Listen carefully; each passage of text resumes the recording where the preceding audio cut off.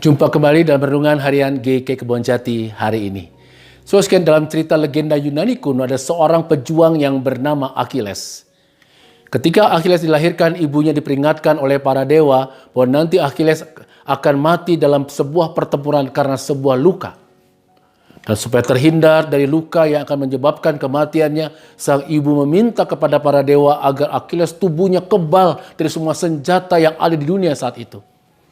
Para dewa mengabulkan permintaan sang ibu dan mengatakan, bawalah bayi Achilles ke sungai Styx dan benamkan tubuhnya ke dalam sungai Styx itu. Setiap bagian tubuh yang terkena air sungai Styx tidak akan dapat ditembus oleh senjata apapun di dunia saat itu. Maka sang ibu membawa bayi Achilles ke sungai Styx itu dan kemudian membenamkannya. Tapi ada satu hal yang tak bisa dihindari oleh sang ibu. Itu ketika sang ibu membenamkan bayi Achilles ke dalam sungai Styx itu, ia memegang bagian tumit kaki Achilles. Sehingga air sungai Styx tidak menyentuh bagian tumit itu. Dan tumit itu di bagian yang rawan. Ketika dalam pertempuran membela negaranya, negara Yunani, melawan negara Troya, Achilles justru mengalami luka tepat pada bagian tumit yang dulu tidak terkena air sungai Styx karena selalu dipegangi oleh ibunya. Dan karena luka di tumit itulah Achilles mengalami luka yang menyebabkan kematiannya. Sekian dari kisah ini kemudian dikenal istilah tumit Achilles yang hendak mengatakan kepada kita bahwa setiap orang, berarti termasuk saya dan saudara, mempunyai titik lemahnya masing-masing. Ada orang yang titik lemahnya pada masalah keuangan. Ada orang yang titik lemahnya pada masalah posisi atau jabatan. Ada yang titik lemahnya pada masalah popularitas, kekuasaan, seksualitas, dan lain sebagainya. Tidak ada seorang pun yang sempurna. Semua ada titik lemahnya.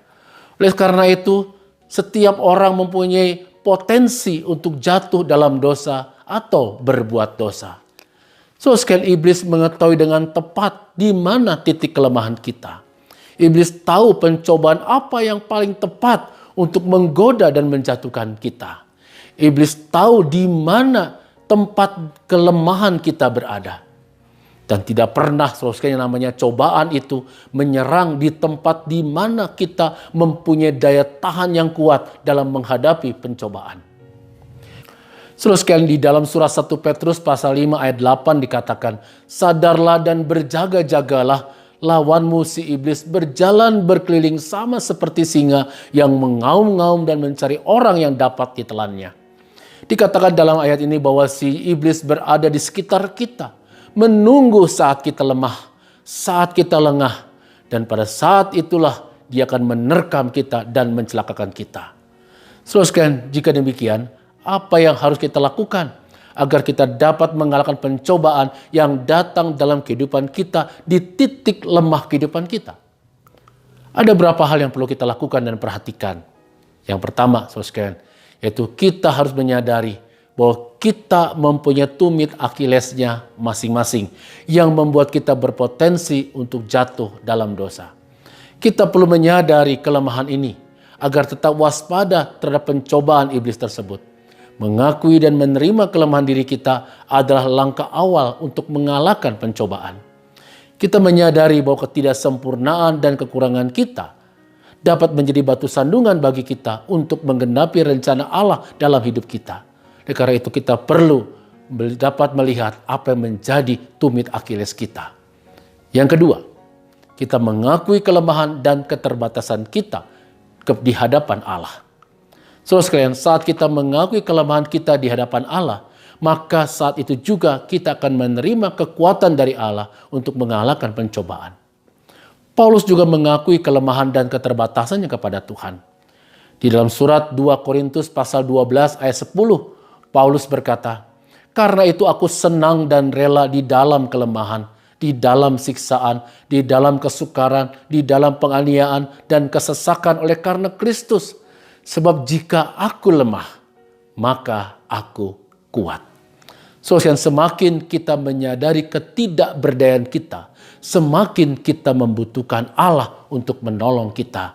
Maka semakin besar juga kita akan merasakan kekuatan yang dari Allah menolong dan memampukan kita dalam menghadapi cobaan yang datang dalam kehidupan kita.